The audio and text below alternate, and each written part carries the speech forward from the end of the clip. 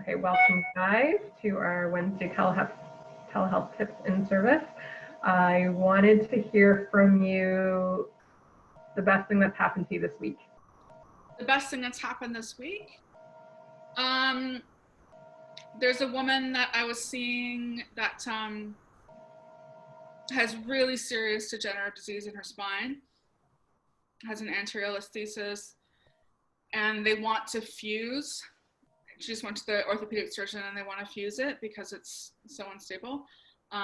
But just with exercise over, like normally with someone like that, I would do a lot of hands-on work and combine it with exercise, but just being able to give her exercise alone, she's made a 55 to 60% improvement, which I thought was pretty good considering she needs a fusion. So, and she's, yeah, so. Can you give an example of one or two of the exercises you gave her? Were they like spinal mobility drills or? I did some spinal mobility stuff like cat-cow, child's pose, knee to chest, like some general stretches. I gave her some core exercises. So just TA, I taught her how to TA activate, and then just doing some lifts of limbs. I taught her the deep breathing, which she found really helpful. So lateral costal, deep belly, and then it's actually just breathing into her lower back where it hurts.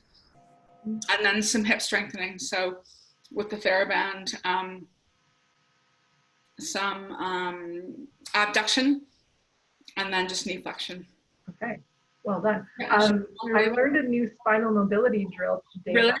That I'll just share with you guys. I have to get onto the floor to do it. Hopefully you can see the floor there. All my so my spine is like hypermobile in my low back. Like I've got really low back, but it's my thoracic spine that's quite stiff. So a way to isolate your T-spine when doing like cat-cow, because otherwise mine just like, that's where I'm getting all this. So if you go in a child's pose, then it locks out your lumbar spine. And then, okay. But bum to heel. So if you go bum to heel, then it locks out your lumbar. And then you can do stuff in like upper teeth. You can still do the cat-cow movement. That'll actually help with another client that I have. Yeah, and then what's even better is you can eliminate T-spine by putting a ball under the chin. So if the ball under chin has to stay there, and then you just go up and down, and like all I can move right now is my T-spine. Right. So yeah, this is a new drill I learned from an online exercise video.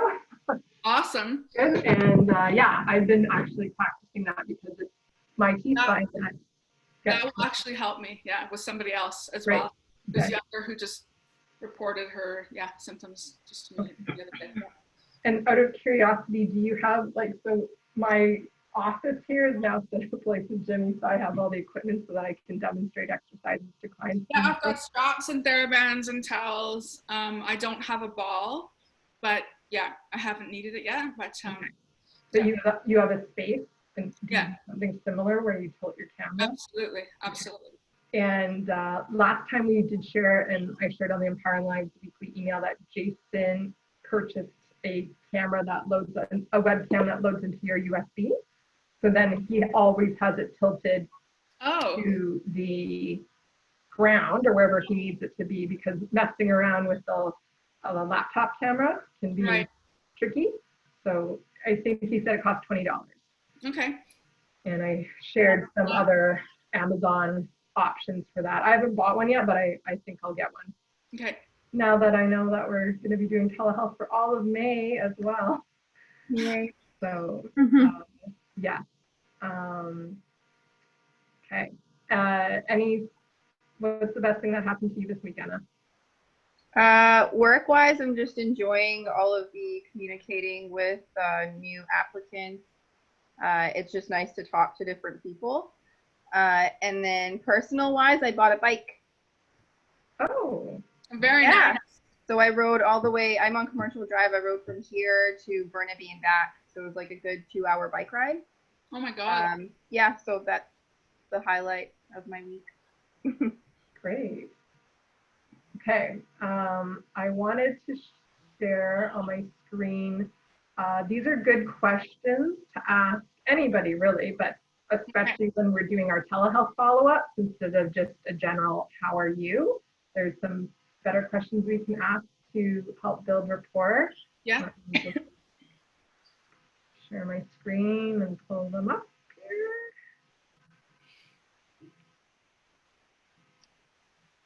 here. Okay, so you guys can see that? Yes. So instead of asking, how are you, you could ask, how are you taking care of yourself today? What part of your shelter-in-place residence have you come to appreciate the most? That one's a little bit dark, but I guess for some of our clients, if they're not leaving their house, that might be appropriate to ask. What surprising thing have you been stocking up on? That's not toilet paper. What's a story from a book, a movie, an article, a conversation that's affected you recently? Why did it capture you? What habits have you started or broken during the quarantine? I think this one's quite specific or quite good for us to ask because a lot of the time we have to do a little bit of coaching on behavior modifications and behavior change, whether it's to do with doing exercises regularly or sleeping more or eating better. Yeah, we can talk about habits that they've started or broken during quarantine in order to help empower them. Which specific place in your neighborhood are you looking forward to visiting once this is all over? What's the easiest part about quarantine? What are some things you've realized you don't really need? Those are getting a bit deeper. What's something you own that feels useful? Helping people identify what they can use in their own home or environment for therapy purposes and for exercise or for self-massage, self-MFR, that could be powerful. And what's your COVID-19 nickname or alter ego? I don't have one of those. And what problem, either yours or something more global, do you wish you could solve? So some of those are specific to being a physiotherapist and kind of diving deeper into the care we can provide, and others are just more conversation. But I recognize that I was saying, how are you, or how's your day, or how are you feeling a lot. And it's kind of a repetitive question. Yeah, and people just will say good. Yeah. Yeah. So these questions, you're going to get a little bit better, a deeper conversation, deeper rapport being built. Nice. Any questions or suggestions about these? No, I would just say, you said, what is the easiest part of the quarantine? I would ask, what is the hardest point about the quarantine as well? Right, yeah. Is that in there? Good. Yeah. You could ask, like, what do you find easiest and what's the most challenging? That's a good one. Yeah. Especially now that we're going into like week 8 or something. I've lost track. Yeah. Yeah, it's been a while now. So yeah, so I think those are good questions. And you can ask those as well. Oh yeah, totally, I will. Yeah. So I'll include them in the Empowering Lives Weekly email as well. Okay. And then Kristen, I didn't want to show you and the other therapists who watch this recording where in Zoom to record the Zoom link. So we are getting clients that book telehealth with us, calling the office, and either I know for one time I actually forgot to send it to her, and other times they've just misplaced it and they end up calling the office and requesting the Zoom link. So instead of the care coordinator having to go back and forth with the therapist, then you can just put it right here. So if you go into their profile part of their chart and then add notes. Okay. And here I just wrote May 5th appointment Zoom link and then copied and pasted it there. So you want me to do that for every time I book somebody? Yeah. Okay. Yeah. And then that way the therapist or the care coordinators know that it's been booked, Okay. And then it's happening more than once that these people are calling or emailing saying, oh, I lost the Zoom link, can you resend it to me? Okay. Okay. So that way it's there, the care coordinator can say, yes, absolutely, you can do that right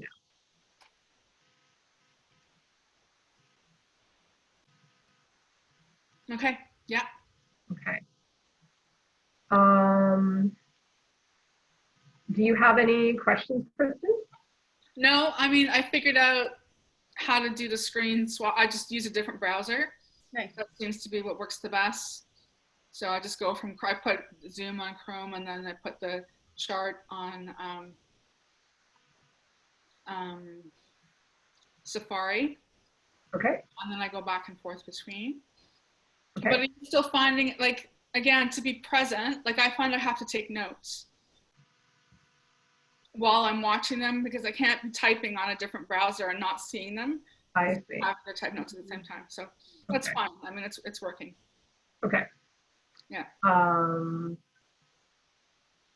Yeah, I guess because I just like I've got the monitors and so I'm typing away even if it's in point form and then I clean it up afterwards. So right, right. I guess it'll just take further practice, but yeah, do your best to get the charting done within 24 hours. Yeah. So you have a separate monitor, right? Yeah. Right. So separate monitors. One monitor. Okay. Yeah. It attaches to my laptop with an HDMI cord. Okay. And they cost, I think, like cheap ones, I think are $100, but you can buy decent ones for 150, even 200. So it would attach to my laptop? Yeah. Okay. Yep, I have mine attached to my laptop as well. With the USB? Yeah. Mm-hmm. Well, mine, no, it won't be with USB. It'll be a different. So with Apple, you'd have to YouTube it or Google it to find out how it would attach. Mine is HDMI cord. Okay. Oh, right. You have an Apple. But it saves a lot of time having a second monitor for anything. Yeah. Yeah. Okay. I will show you guys one more upper thoracic mobility drill that I learned recently. Okay. Okay. Shoulder and shoulder. Okay. I hope you guys can see. Oh, I need one of those. Go up a little bit. Okay, it's like this. So you kneel, and then the two arms go like this, and my palm is the thumb down. Yeah. And then I go up and over all the way. Oh. And then back. So because I dislocated this shoulder 5 years ago, and it's never been the same, like this is quite, I can do it, but it's like pulling a lot. Yeah. That's neural tension. So it feels good to do this. And I'm rotating my neck as well. Right. And I do it 10 times. So I suggest both of you guys go try that out afterwards because it feels pretty good. I'm just writing it down. Yeah. Your chair looks so much better than mine, Kim. Oh yeah. Sitting on and you've been to Ginny's house, right? Their dining table. We have the exact same one. That's the chair I'm sitting on. Not great. Oh, yeah, all day. Yeah, that would be a bit uncomfortable. Okay. And then the last thing, I guess, Kristen, since you're here, one of the marketing ideas that Anna and I were talking about is offering a webinar, like based on our physiotherapy services, our physiotherapy knowledge to the general public. We'll have to work with Rex on how to get the message out there. It'll probably be by social media, so it might be in several weeks because we need to build some traction with our social media audience. Do you have the interest in presenting a webinar, and do you have any ideas on the topic we could cover? I'd have to think about that. Okay. Yeah. Like I envision the webinar being short, like a half hour. Yeah. When it's 45 minutes or an hour, you kind of lose people or it gets to be too long.